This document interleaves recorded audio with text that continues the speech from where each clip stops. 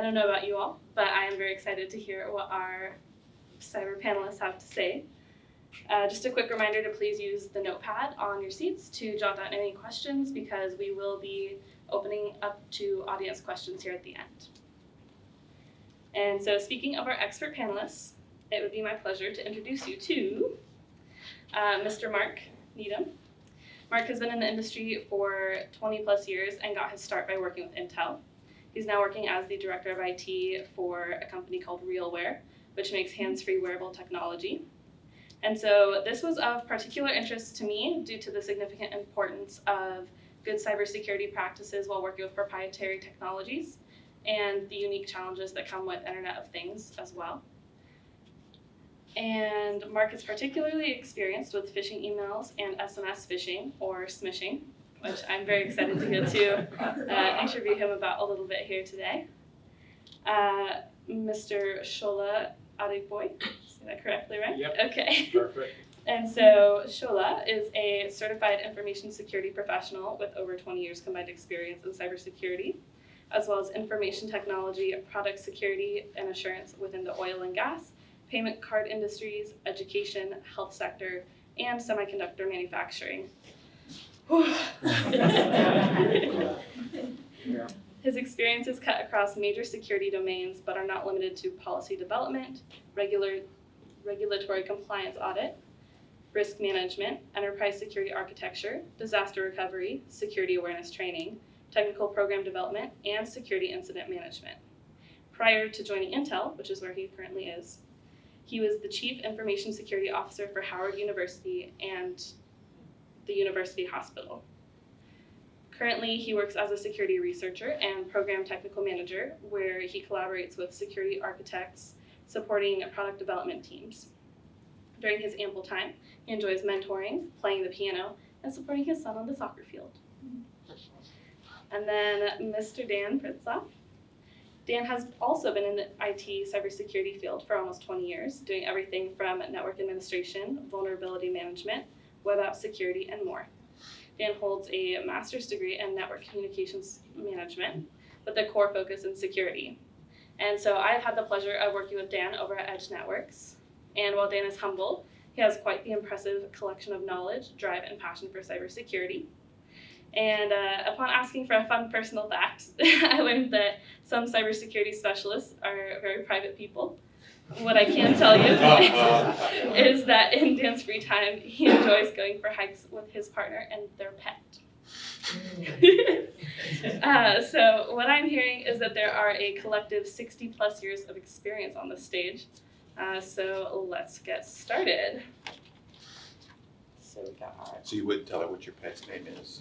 That's my password. Nice. Yeah, after one of those leaks, I had to change my dog's name.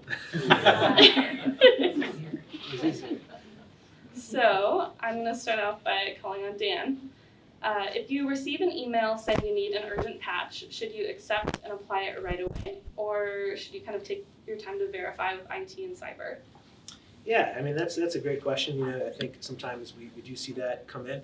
I would definitely verify, with your IT department, right, to make sure that they sent that maybe out of band as well. Don't, respond to that email if it looks like it came from your, security department or something like that. Maybe text them through Teams or what have you. But I'd also be curious myself to see what patch it was and if, our systems are patched on that. Yeah, absolutely. Can I ask Shola? What do you think? Yeah, thanks for having. First, I want to say thanks for having me here. Always privileged to be part of the program, and whenever I have time speaking about security, that's when you hear my voice. Other than that, I'm the quiet one. Yes. Yeah, talking about verifying. I'll say verify.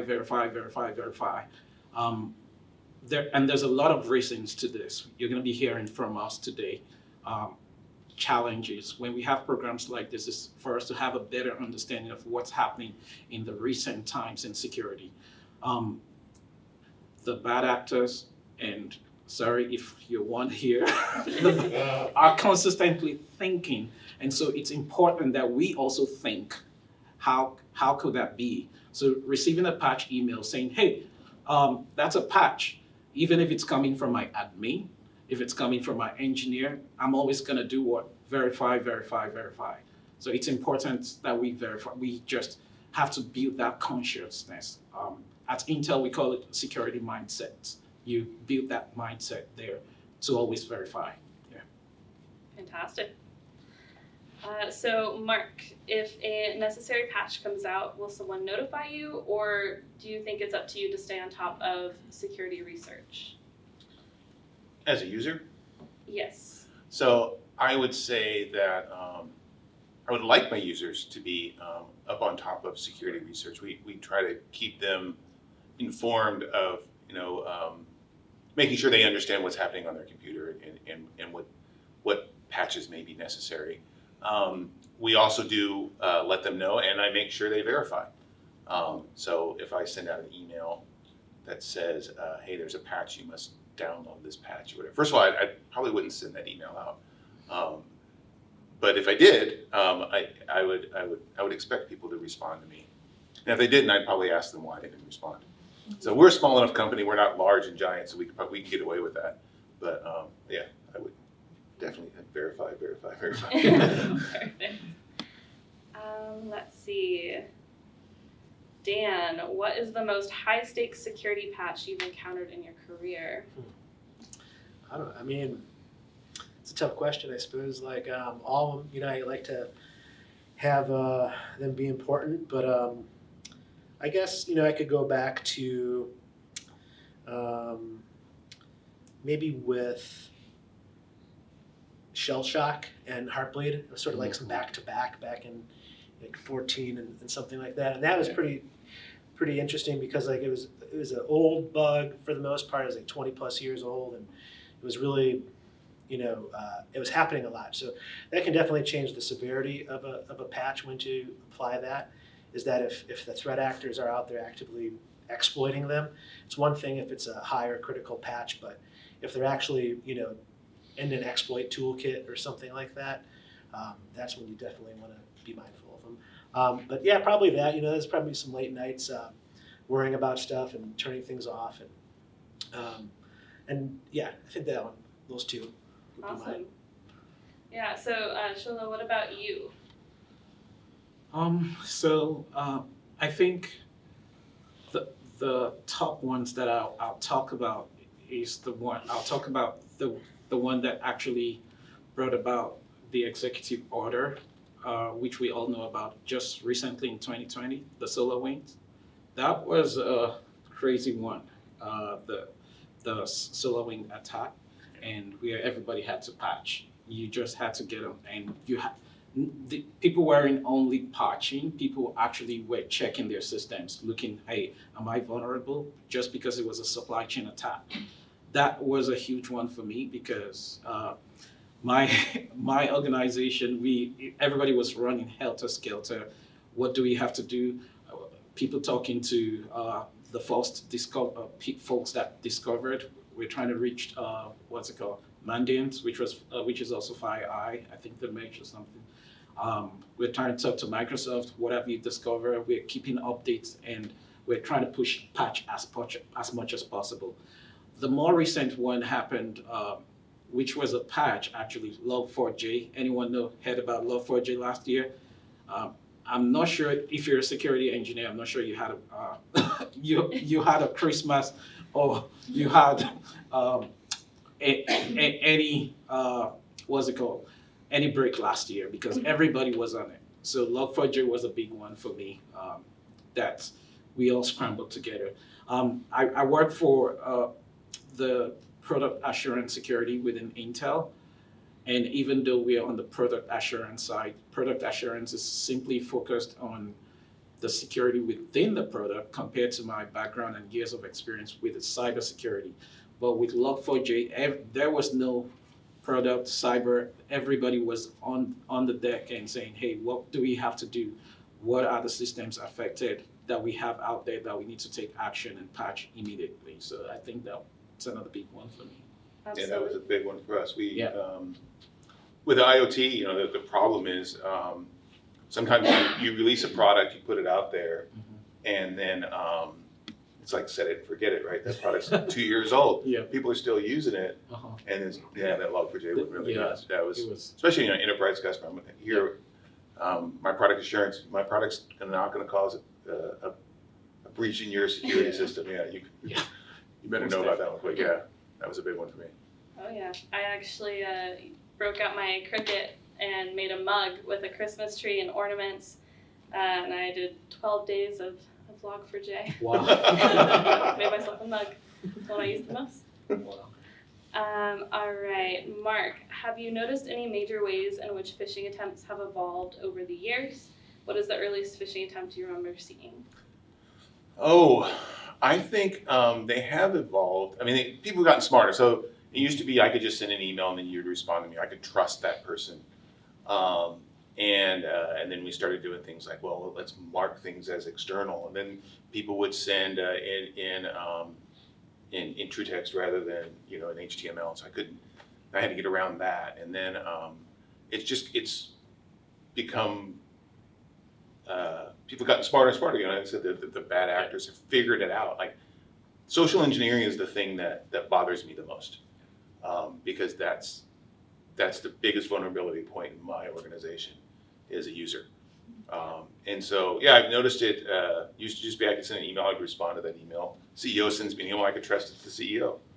I don't trust it as the CEO ever anymore. So yeah, I think over time I've seen them grow in complexity, grow in sophistication, understanding what users' interest points are. Because really all I'm trying to do as a social engineer is to get you to click on that thing, right? Yeah. Whatever I can do to get you to click. So yeah, I've seen some pretty creative ones. You asked me what the first one is. I don't remember. No, We'll go past that question. All right, Dan, what is the most interesting phishing tactic you've seen used? I don't know. I think interesting maybe isn't really the proper word, but domain squatting is kind of interesting. Like how you can, we have edgenetworks.com, and then someone adds 2 G's or 2 J's instead of the G, or I think I already bought that, so don't try it. And then just that is it. It even had me a couple days ago. We had a client send something in. They're like, "Oh, we're sending these emails to this other client to try to change the routing information." That's business email compromise with their supplier. And I'm like, man, this looks really legit. But when I find the indicator too they sent me was this small picture of their email. They never sent me the raw file, but that's just another point. But so finally we looked at it further, and I'm like, oh, that's not even the domain, because I had thought internally that domain was then compromised. So it wasn't too big of a deal. It's just someone set up bought a domain, using G Suite or whatever they're using, and spamming us like that. But it looks really legit. So that's not interesting, but it's just it's out there and it happens a lot. So domain typo squatting, watching for that and having a service or even monitoring that. You don't want to start buying them all. I was kind of kidding about buying them all, because you have all these things from Namecheap coming in for $10 to $12 or what have you every year. So you can end up spending hundreds of thousands of dollars, if you will, on trying to buy up all those domains. But just monitor about which domains are being registered and things like that. Like with TLS, certificate transparency, you can pull that, look for that, because a lot of them are going to pay for SSL cert. That's a couple $100, but Let's Encrypt is free. Yeah, absolutely. Mark, what is the most interesting phishing tactic you've seen used? I'm going to say, or what is the most interesting tactic you feel you've used in phishing your own users? I will, to piggyback on him, our company's name is Realware. And so, yeah, I don't own REA1, but somebody does, and they've totally used it. And so, yeah, because a 1 looks just like an L. Dang it. Anyway, let's see. I think, from the ones that I've gotten the most reaction, because we do actively phish everybody in our company once a month, anything that has to do with payroll and HR seem to go really well. And I was telling them earlier that the one that I like to use a lot is I send an email to my HR person, and then I copy the people I want to catch on the phish so that they think they got that email by mistake, which is always the best, because then they'll open it up, all right, and then put something like, here's everybody's payroll, or here's everybody's salary info. Those are really good ones. Those catch a lot of people. Oh, absolutely. I get those. Yeah, the ones that people click on, those are the ones they click on the most. Oh, definitely. And I mean, I imagine as a user, why am I CC'd on this? Even if it's not, I got this by accident, I want to click on it to see what it's about, because what if it does pertain to me? That's concerning. All right. So, Shola, do you more frequently see phishing using potentially malicious links, attachments, or just plain text? I would say I've seen it all. Yeah, and so in my current organization, without mentioning name, where I work. You, if you get anything phishing, we have strict security controls, so it's hard. You can hardly beat that network. I'm not saying go try. I never challenge security guys. I know you guys are all thinking, but yeah, I'll talk about my former organization, talking about different kind of phishing attacks. Because it's an education environment, you see a whole lot of people, a whole lot of types of attack within an educational environment. And yeah, the most predominant one that we saw was actually the attachment type, because with links, I think back in 2015 was when Microsoft brought about the I'm forgetting this tool now that scans your hyperlink through the in a sandbox ATP. before ATP. Thanks. Yeah, so the advanced threat protection. So that was taken care of, and even though they were also scanning the attachments, the emails were still coming in.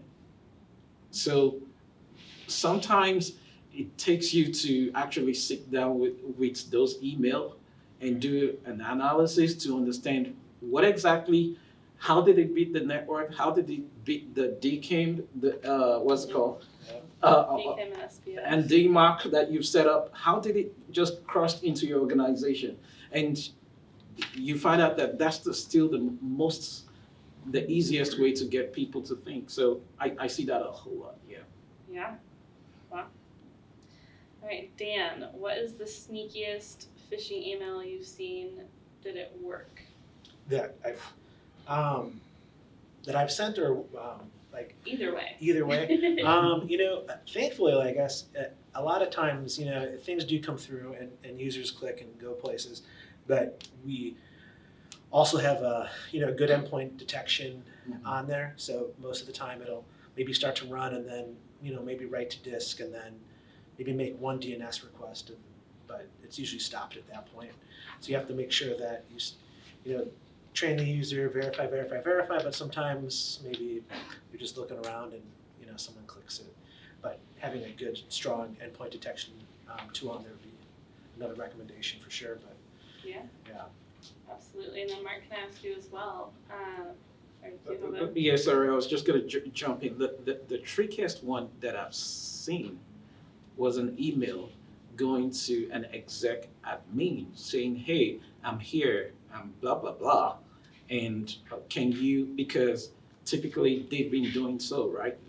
Typically he'll get an email from his boss and say, "Can you put this money so I'll update my card and all that." So this admin got the email and say, "Hey, it was like it was coming from his boss. Can you send this to my card and update the card?" But it was a different link, right? And the admin sent the money, and that money never got back. And that was how they got into the organization. They got money not once, not twice. So yeah, that's the trickiest one, because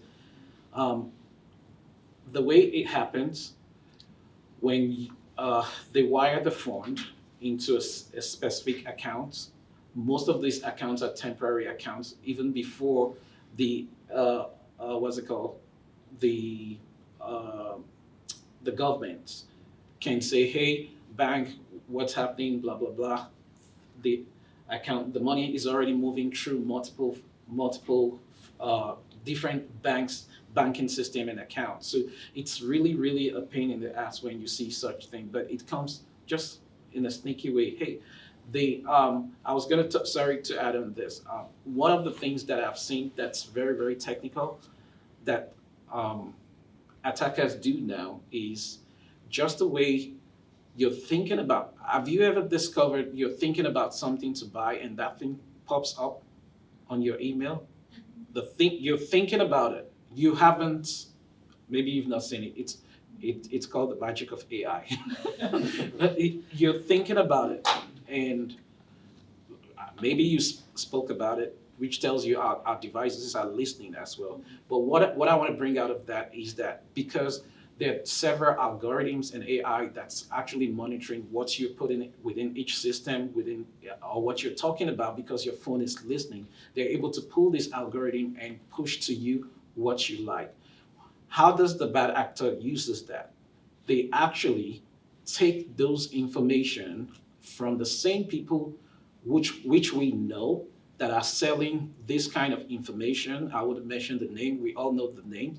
They take those information and look at how best they can actually get to you administrators. I'm not talking about general people. And so when you get an email as an administrator, you're actually getting a well-crafted email that suits your purpose, your passion, what you like the most. You're the one that loves electronic. We were talking about Cyber Monday is coming and blah, blah, blah. You wouldn't know.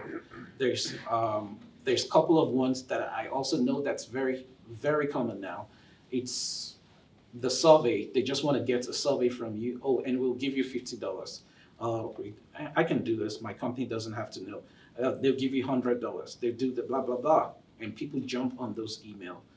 So it's very important that we are aware that as security guys, there are technology being created for the good use, and the bad actors are also using that. Sorry, I took a long route, but yeah, No, I wanted to push that out It's there. my favorite topic. I think Yeah. phishing is extremely interesting, and that is a good point. How do bad actors use that information Mm-hmm. to, not just bigger corporations that push us out customized ads, but how can bad actors get their hands on that as well? It's a great point. Let me just also say, if you're an administrator, then ethics is important as well. Oh, yes. Very much so. Very much so. All right. So, I'm going to open this one up to if anyone wants to answer it. Have you ever been in an organization or consulting with a company that had very concerning password hygiene? Yeah, Yeah? of course. If your company doesn't have bad password hygiene, then you only have like 2 people who work at your company. I think that's the whole point behind like most phishing. It's data harvesting, right? Because if I can get your password, then I can just get your password plus 1, right? Because that's the one you use. That's the one that's why when I first got to RealWare, I was using you use Chrome's password extension or you use Keychain or whatever, and 1Password is actually the vault that we ended up utilizing because it does a couple of really cool things. So if you not to advertise for them, but I'll advertise for them for a second. When you sign up for the business account, you don't just get your account. You also get a family account. You get an account that you can give to 5 members of your family to get them trained on good password hygiene as well. So I really promote the usage of 1Password that's key locked. Don't know any of the rest of your passwords. I just randomize every single one of them, so none of them are the same. And then 1Password has this little thing where it'll tell you all your reused passwords or whatever. So it's really cool. But yeah, every company I work for, I'm just going to keep all my passwords in a text file that I call bowling scores or something. That doesn't work. At least it's not password.txt. It could be password.txt, right? But it could not be, right? It doesn't matter. You're still going to, once I get access to one of your passwords, I've got access to all your passwords. Right.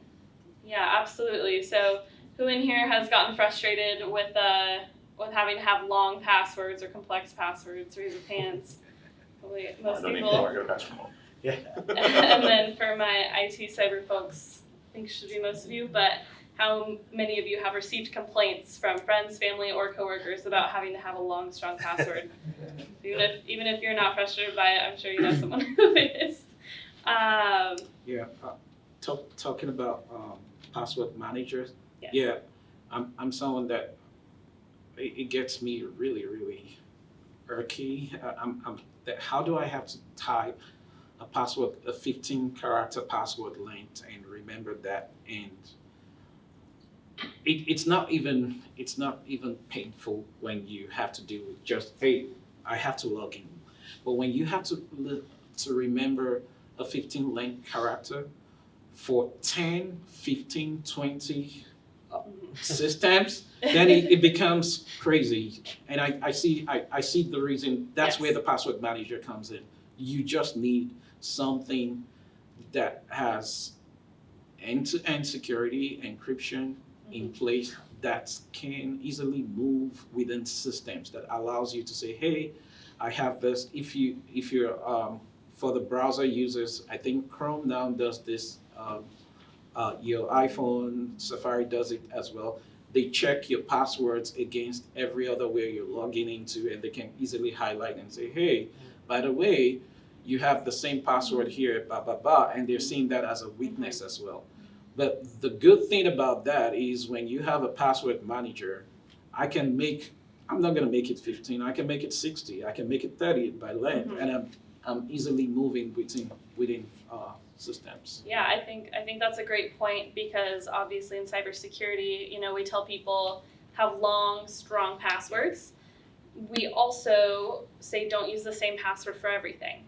Well, realistically, the average person isn't going to use a different password for everything that is long and strong. Trying to remember, like you were saying, even 5 long, strong passwords is difficult for the average person. So I think that using a password manager helps hit both of those bases. So you don't have to choose between a strong password or using a different one for every account. And something that I've also really liked about using OnePass actually is that for the apps that you use it for, it'll show up when you go to log in with your credentials on an account. You can select use OnePass. And it has you enter a quick little PIN, so it is a little bit more secure, but that PIN is so much faster than entering your full login information. And so it's integrated. It's not like you have to go and separately go find that in a different application. Yeah, if you're a Windows user, it integrates with Windows LO. So you can just It's very You nice. can use your Windows Authenticator. It's very to send it. convenient. Yes. All right. Let's see. Dan, did I already ask you this question? What do you think is the number one mistake people make when it comes to password hygiene? No, you haven't. But I didn't see the questions in advance, so I could. But no.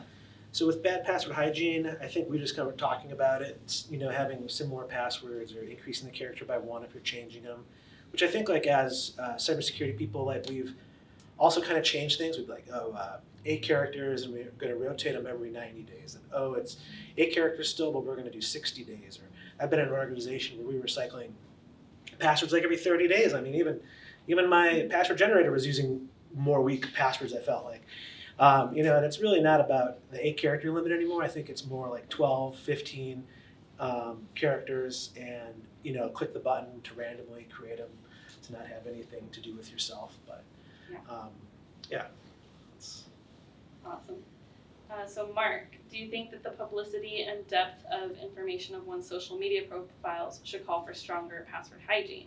So for example, maybe their passwords are easier to guess if they have labeled pictures of pets, special milestone dates such as anniversaries, or even their hobbies and favorite sports teams. Do you think that additional depth of information calls for stronger password? Oh, absolutely. I think so. This is the question I get at my work all the time. Every time someone gets a phishing email, they're like, "How do they know me?" Or they get smishing, right? They get a text email that says from their boss. Like, how do they know my cell phone number? Because you put it out there on the web. That's how they know it. Put it on your LinkedIn profile or something like that. Who knows? But yeah. So if it's in social media, people are going to find it. They're going to use that information again, especially when you work for a company like we noticed. We work for a startup company. We finished Series B funding, and then attack, right?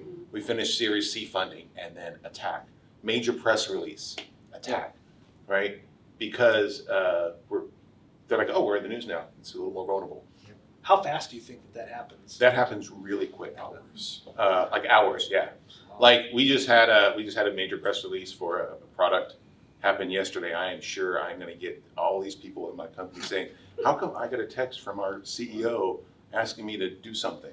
I'm like, well, first of all, why would you even answer that text? And he's definitely not gonna ask you that question. So but yeah, they're gonna say, how did they get my cell number? And how do they know who the CEO is? Because they just put a couple things together. It's all there. It's all there. It's all there. So yes, absolutely. The less information that you can have online, the better. That way I don't need to know what your dog's name is. Yeah. Pet. Pet. Yeah, not even dog. Might not even be a dog, yeah. All right. Dan, do you think that every organization needs to or should implement a password manager? Oh, definitely. I think it's really highly recommended to do that, especially if we're requiring users to have, 10 plus, 12 plus characters, random and things like that. I think that as an organization, we should provide them those tools to be successful. And that's just a requirement for sure. Absolutely. I will say though, we do provide it, but I'm not so hung up on people using that password. Because, Keychain is, if you're using a Mac, it's a fairly good password manager, right? Right. Chrome uses Windows authentication. It's a fairly good password manager. So if people aren't, I just say use one.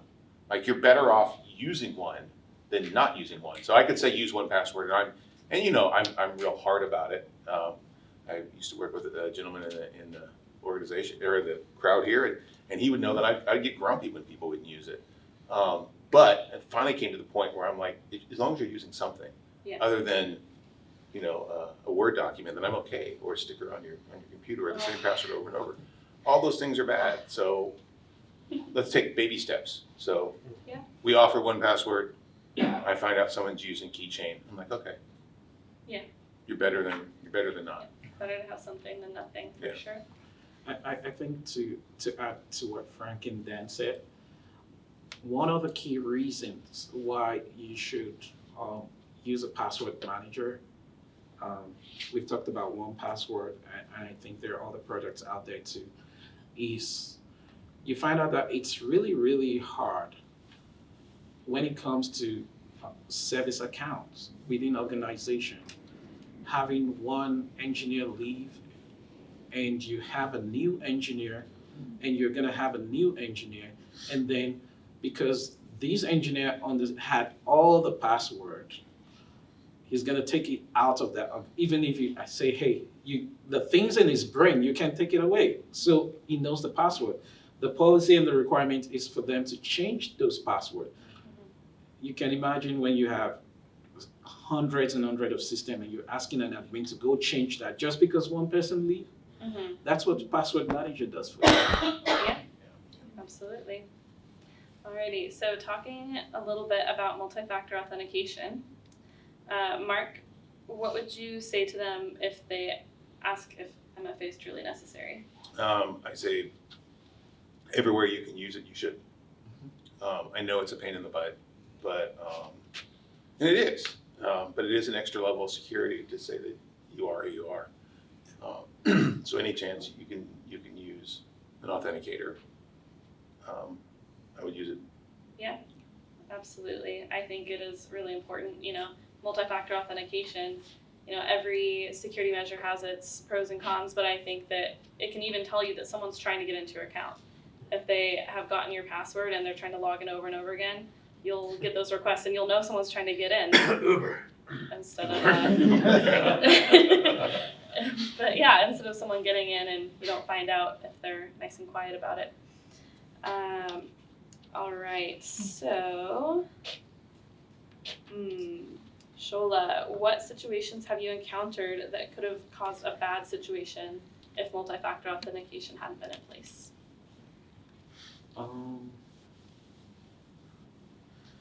What situation? So there was a situation, I'm not sure, I think we talked about this in one of my organizations that I've worked with. I think I was telling you guys, what happened actually was that the network was compromised, the system was compromised, and they carted away people's paycheck. The attackers actually knew the biweekly cycle which people were paid, the attackers also knew, they also knew not only that the vulnerabilities on the payroll system, they also knew the vulnerabilities on the web VPN to access the payroll system. And so it was very much easier to gain access to the environment and to get people's paycheck. But the one thing was that it did not exclude all the admins. The admins actually had the same setup but had MFA. So the MFA was the only singular functionality that we had. And because it was an education environment where we were struggling to push out MFA, it was the first thing that the president said, hey, go do this for everybody after the money was scattered away. But yeah, that's one example. Even though they broke into the system, the only people that were safe off of that thing were the ones that had the MFA. Yeah, I think that's without divulging so much, but that's the coolest one. Yeah. We had a fun engagement with a client, and they had a web server exposed, on the internet, and they didn't have any MFA, and it didn't even sync with their LDAP or anything like that. So it was a whole different situation where if they created the user over here, they'd then go do it over here, and they'd set up a temporary password for them to log in with. Well, we figured that out, and then they also figured out that they don't make them reset their passwords after they log in. So there was no MFA, so then we had 5 or 6 compromised credentials. From there, someone in marketing had the ability to add a certain functionality to the site. We then put something there that allowed us to gain access. Then they had a flat network. And then from there, we got onto their QuickBooks locally. We did a nice curb roasting attack and all that. So if they just had MFA or even something going on, it would have thwarted my entire engagement with them. Luckily, we found it instead of someone else. But looking for compromised credentials for your company, in certain places on the internet could be out there, and then you just load that up and target that website, and you get it just real simple. Absolutely. All right, let's open it up to audience questions. Anybody have one to get things rolling? Going back to like password managers, what are some things to look out for to know that you have found a trustworthy password manager? While you're raising with basket, that can be scary. I guess that depends. You'd want to make sure that, first of all, it's like maybe a known organization. Some organizations too will provide what's called like their SOC 2 or SOC 2 Type 1 and things like that, so that they've actually been audited by a third party, CPA firm to, that it's a legit organization. I might not use like Dan's password manager, something like that. I would. But I would take those kind of steps, do something that's well known, and then something that you feel comfortable with too as the administrator. Sometimes I do get fun, using something that's in the cloud and things like that, but it's encrypted, so I mean it's fairly secure as long as but. I think you're spot on. If you're looking for a password manager from a perspective of an organization, yes, definitely, you need to review all those things. I think it's referred to as third-party attestations. You need to review them in detail to have an understanding of the security that those organizations have in place. So yeah, the first thing after asking for your SOC 2, your ISO certification, and all blah, blah, blah, I'm asking you, give me the security technical document for this solution. I want to review it. It's important as an organization you have to review that, because there, it's a third-party attestation. They can hide. It's another organization that assessed their organization's security, but the technical security documentation actually tells you what security has been put in place, end to end. The architecture has to be included in that, so you understand what is the security of this tool that I'm about to use. As a consumer, we won't tell end users to go do that. The first thing is word of mouth. Contact your security expert read as much as you can. There are industry experts. There are a lot of people doing reviews of these solutions online. You want to get as much as possible. Yeah, word of mouth is always good to check in. Yeah. When you go looking at those documents, you'll discover that 1Password has deep technical documents describing the mechanics of how their encryption works and Yep. why it's trustable, as well as attestations. Yep. I don't work for them. I don't get compensated in any way for people using the product. Their chief scientist is a former colleague of mine, which is what turned me onto it 3 or 4 years ago. And also, a thing to look at is, have they been breached recently? And you'll discover that Absolutely. almost all of the popular ones have. Absolutely. Yeah. Very much. Yeah. I want to say, another thing that 1Password does is they do, they will show you where if your password has been breached. Yeah. So they'll say, hey, look, here's all the sites where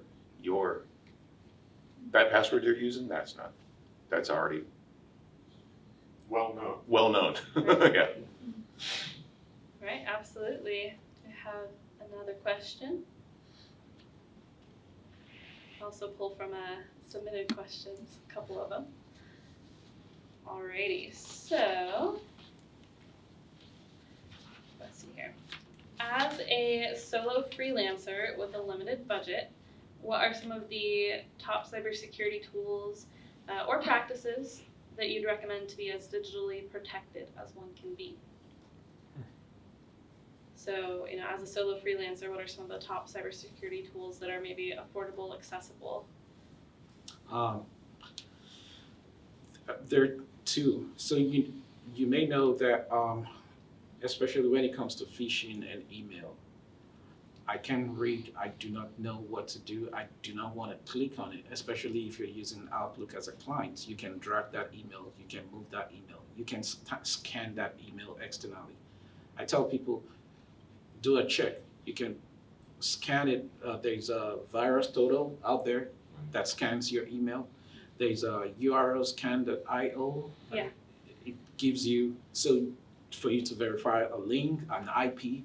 These things are, and there are tons of other tools that are available to end users that I personally use when I'm in doubt and I cannot figure out that that's the first thing I do. I go check it out on VirusTotal. Has this been seen? If I'm using URL, if it tells you the URL scan.io gives you the link to the page, how many people have seen this, how many people have scanned this, it gives you every information about that. So yeah, there are tons of tools out there now that helps you. Yeah. Yeah. I would also like to add in, I am a fan of Talos Intelligence. If you're wanting to look up any IP addresses, they do have some good resources, and especially location-based. And VirusTotal is my favorite, free open source tool. But ultimately, I do think Talos Intelligence is a little bit more readable if you don't need to get as in-depth information. But VirusTotal is great, and I may not even know the full capabilities of it, but Yeah, the first thing you want to use it for is to be able to actually get your IOC, indicator of compromise, and drop it into your SIM to scan all your network. It's important. So Yeah. you need that hash file. yeah, so exactly. Yeah. So a couple of the things that I've used it for a lot are looking up those domains, because there's also a community feature on there where people can comment saying, hey, we think this is phishing, we think this is malware, and so take everything with a grain of salt, open source. Anybody can add those comments, but I think that's great. And then additionally, aside from domains, they have that with file hashes. So if you have a file you're suspicious of, that is a good tool to be able to run and see if anybody has reported it. Absolutely. All right. So I'm not a technical person, and so I'm not gonna ask a technical question, but I am gonna ask, what is the percentage, do you folks know, of entities out there that don't even know what they don't know, and they don't know what you're talking about, so they don't know that they have to have the appropriate technical cyber experience or background to ensure that they're safe? I mean, there's a large percentage of small businesses in general that don't do anything.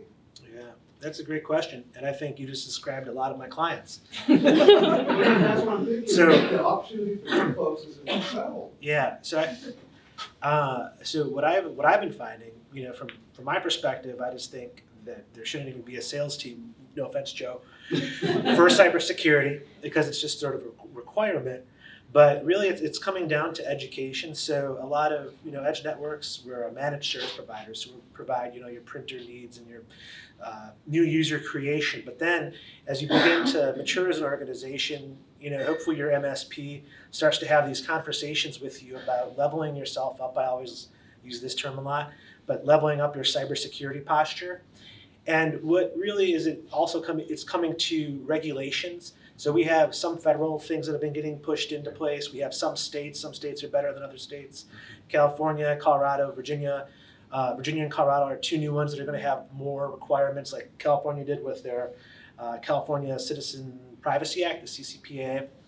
I just think as more news is brought up, and then if your MSP or whoever is doing your IT is talking about these things with you, that should maybe open and really education comes with. But for a lot of my clients, it's until another one of their clients asks them, what do you have on cyber insurance, for example? Everybody wants cyber insurance, and now it's actually getting tougher to get, and you're getting smaller policies, and your policy is also not covering ransomware, which is why everybody was wanting to go there.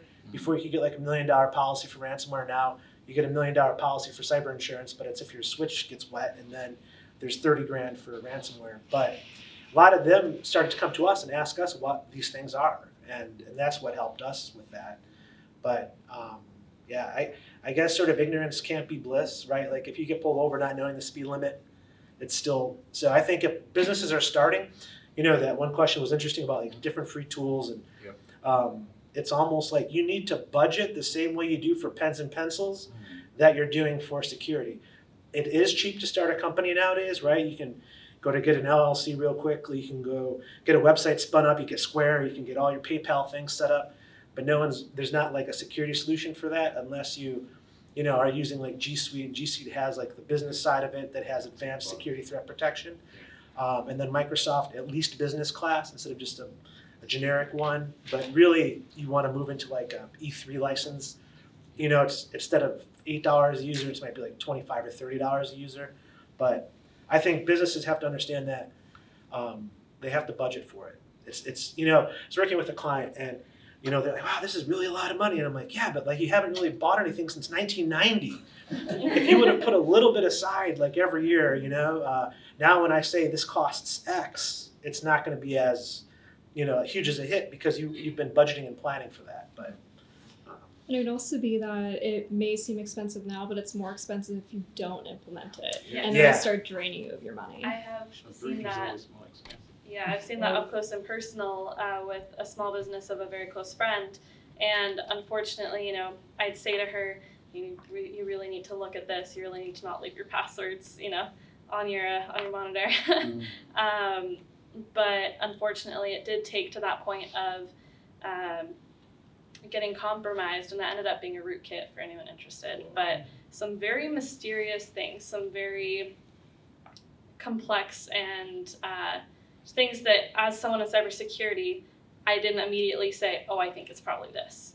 It took quite a bit of research to try to figure it out. So I would say the amount of not just time and money, but the amount of stress that you're saving yourself if you, even if, like for us at Edge, your MSP, we have a cybersecurity team, and if you're interested, that's something that your MSP's cybersecurity folks might be able to tell you about.